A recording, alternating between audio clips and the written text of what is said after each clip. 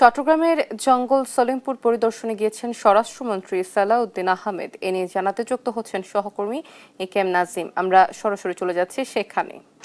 স্বরাষ্ট্রমন্ত্রী সালাউদ্দিন আহমেদ স্বরাষ্ট্রমন্ত্রী সালাউদ্দিন আহমেদ একটু আগে চট্টগ্রামের জঙ্গল সলিমপুরের আলীনগর এলাকা পরিদর্শন করেছেন, যেখানে র্যাব এবং যৌথ বাহিনীর যে ক্যাম্পে হামলা করা হয়েছে, গুলি দেওয়া হয়েছে, সেগুলো তিনি পরিদর্শন করেছেন। পরিদর্শন করে মূলত তিনি বিভিন্ন সংস্থার কর্মকর্তা এবং যৌথ বাহিনীর যারা প্রধান কর্মকর্তা ছিলেন তাদের সাথে কথা বলেছেন। কথা বলার পরেই তিনি সামান্য করে সাংবাদিকদের সাথে কথা বলেছেন। তিনি যেমনটি বলেছেন, জঙ্গল সলিমপুর ও আলীনগর এলাকায় যারা যৌথ বাহিনীর ক্যাম্পে হামলা করেছেন, গুলি দেওয়া হয়েছে, তাদেরকে চিহ্নিত করা হয়েছে, যে কোনো মুহূর্তে তাদেরকে আটক করা হবে। পাশাপাশি পুরো জঙ্গল সলিমপুরকে নিয়ে আলাদা একটি সরকারের যে পরিকল্পনা, সেই পরিকল্পনার কথা তিনি বলেছেন।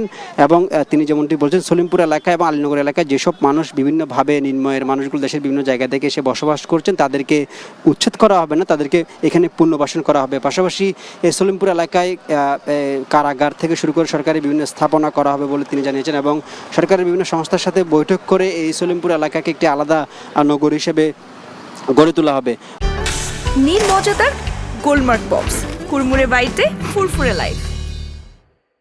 পাশাপাশি তিনি যেমনটি বলেছেন, পুরো সলিমপুর আলীনগর এলাকায় কোনো ধরনের যে অস্ত্র সন্ত্রাস বা যারা সরকারকে চ্যালেঞ্জ করছে, তাদেরকে আসলে কঠোর হাতে দমন করা হবে এবং সলিমপুর যেন একটি স্থায়ী, নিরাপদ এবং বাসযোগ্য পরিবেশ, সেটি নিশ্চিত করবেন বলে স্বরাষ্ট্রমন্ত্রী সালাউদ্দিন আহমেদ বলেছেন।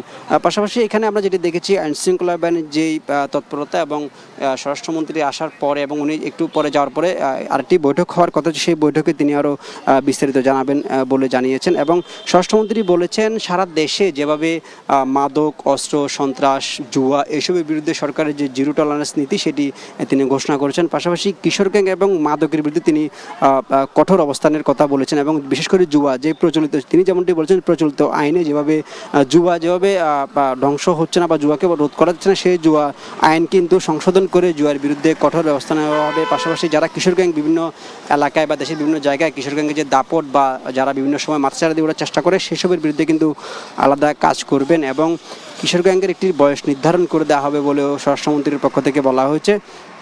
তারপর পরেই এখানে কিন্তু স্বরাষ্ট্রমন্ত্রী যাওয়ার পরপরে আমরা দেখেছি আলীনগর এলাকায় কিছু সাধারণ মানুষ কথা বলেছেন। তারা যেমনটি বলছেন, এখানে যারা নিম্নয়ের মানুষ বসবাস করে দেশের বিভিন্ন জায়গা থেকে, বিশেষ করে নদী ভাঙ্গন কবলিত এলাকার মানুষ এখানে সবচেয়ে বেশি বসবাস করেন, তাদের যে দাবি, তাদেরকে যেন এখান থেকে উচ্ছেদ করা না হয়। এবং স্বরাষ্ট্রমন্ত্রী যেমনটি বলছেন, এই সলিমপুর এবং আলীনগর এলাকায় স্থায়ী একটি বসবাসের ব্যবস্থা করবেন। তো সলিমপুর এলাকা থেকে স্বরাষ্ট্রমন্ত্রীর পরিদর্শন শেষে এই ছিল আমার কাছে সর্বশেষ